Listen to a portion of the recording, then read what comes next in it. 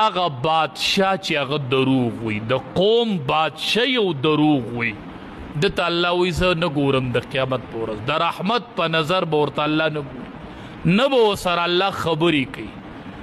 دریم کس چې غریب او تکبر کوي، تکبر هسې ناروا دی، خو د دې بعضې سره صحیح نه او تکبر کوي. غریب متکبره چې غریب هم وي او تکبر هم کوي، نو چې د بلا څه حالي. بعضې سړي سره خو جو مالي مالداري نو تکبر په مال کوي، نو دا غریب تکبر په څه کوي؟ تکبر هسې ناروا دی، خو چې یو سړی غریب او تکبر کوي دته به الله د قیامت په ورځ د رحمت په نظر نه ګوري، الله به ورسره خبرې نه کوي په ورځ د قیامت. یو پکې دغه بوډا زناکار دی. نبی کریم صلی الله علیه وسلم د سحر مونځ وکړو، صحابو ته راوګرځېده، وایي چا خو به خوب نه لیدلی